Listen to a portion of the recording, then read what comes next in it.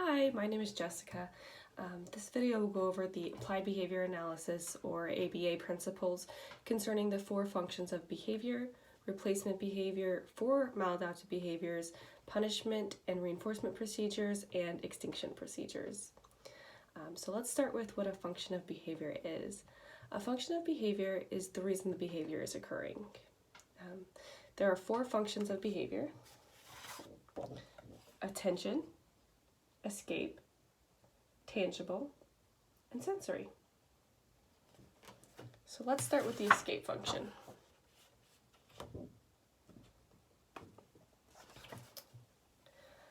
The escape function is pretty self-explanatory. The behavior is occurring because the person wants to escape the current situation. For example, you're sitting down to dinner with your child, and your child happily complies with sitting at the table.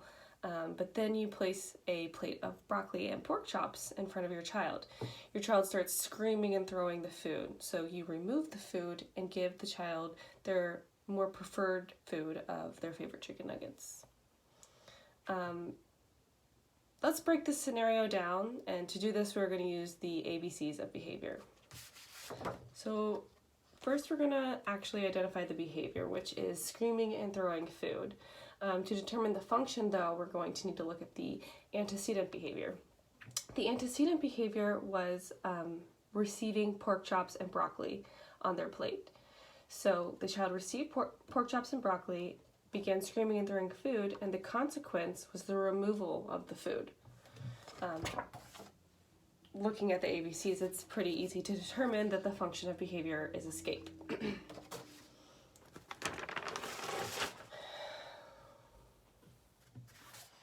We're going to use the same process for the other 3 functions of behavior.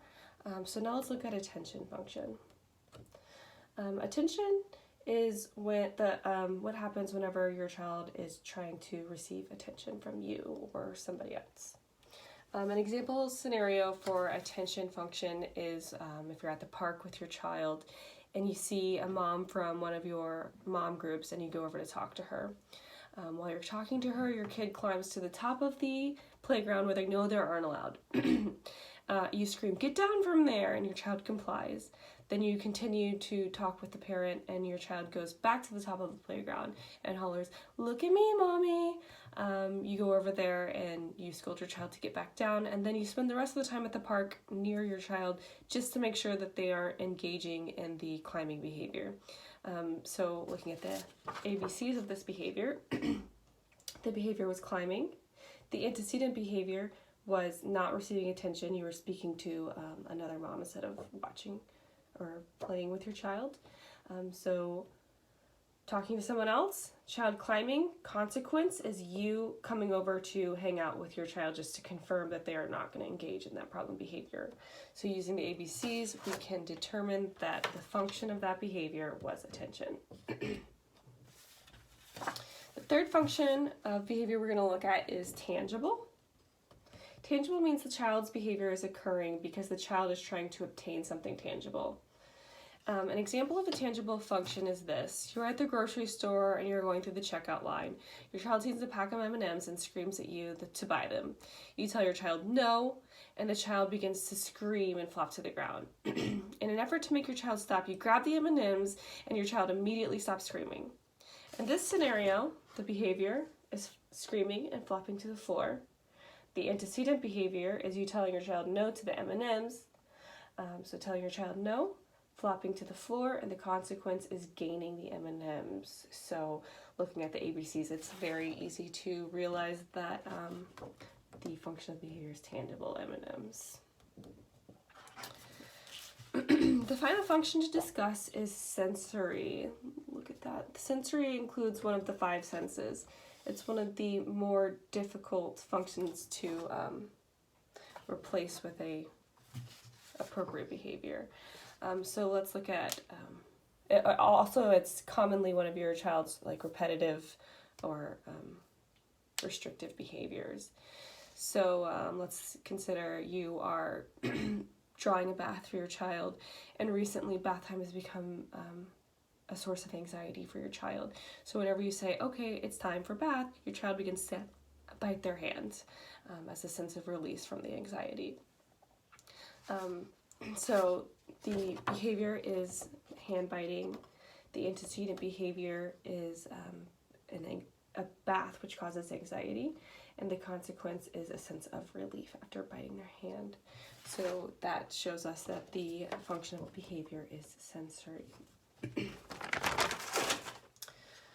So now, for any behavior that's maladaptive, there is a replacement behavior that's more appropriate. It's important to pick replacement behaviors that serve the same function as the maladaptive behavior, or else it's not going to be very effective. So we're going to work to, when we are going to work to lower behavior, it's called punishment. When we're going to work to increase behavior, it's called reinforcement. Both of them have positive and negative. Positive means you are adding something, and negative means you are removing something. So when you are removing something to decrease behavior, it's negative punishment. When you are adding something to decrease behavior, it's positive punishment. The same for reinforcement. If you're removing something to increase behavior, it's negative reinforcement. If you're adding something to increase behavior, it's positive reinforcement.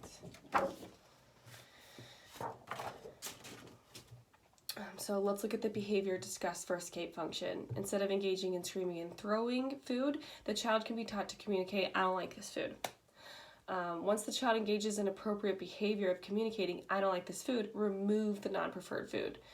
By removing the food to decrease screaming and throwing behavior, you are removing to decrease behavior, so it is negative punishment.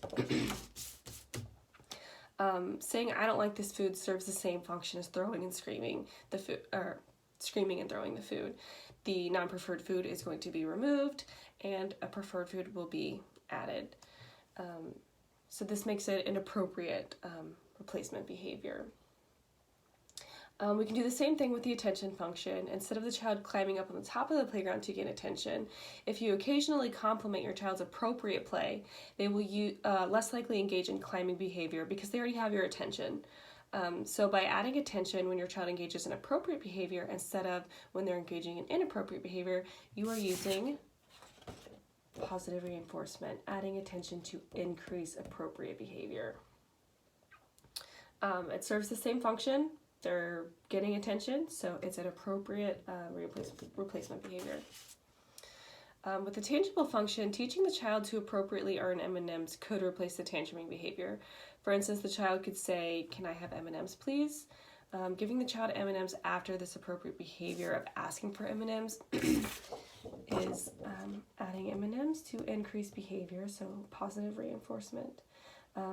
With both screaming and flopping and with asking for M&Ms, the child is gaining tangible item of M&Ms. So the replacement behavior is appropriate, serves the same function. And finally, let's look at a replacement behavior for the sensory function. In our earlier example, your child is anxious about bath time and has started biting themselves. Finding a replacement behavior for sensory behaviors is probably the most challenging. For behaviors that cause bodily harm, though, it's crucial to find replacement behaviors. For biting, it would be appropriate to add a chewy. A chewy is a necklace that has a rubber piece at the bottom of it, a thick rubber piece that your child can choose to bite instead of biting themselves.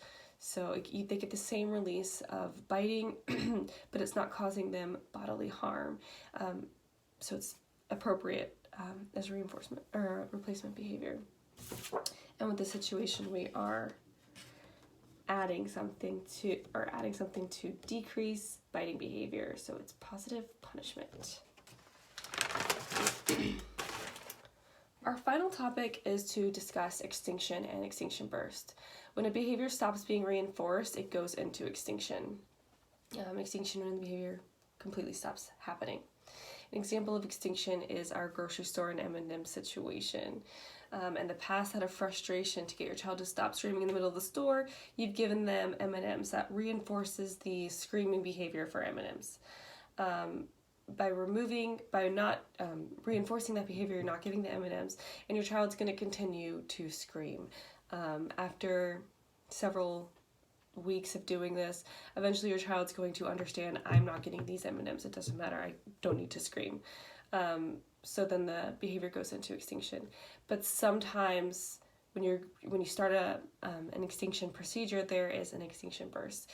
So the behavior may lower, like the screaming may last 1 minute, then last 30 seconds, and then 1 week it lasts 5 minutes. It's so crucial not to reinforce during this extinction burst. Not only are you going to have to restart the whole extinction process, you are now going to have to restart it with a higher intensity behavior. Extinction burst is usually short-lived and will plateau and even out back to full extinction. So just make sure you hold out during extinction burst and continue on not reinforcing the maladaptive behaviors. So that sums up our discussion of positive and negative punishment reinforcement, extinction, the 4 functions of behavior, and replacement behaviors. I hope this was informative and helpful. Thank you.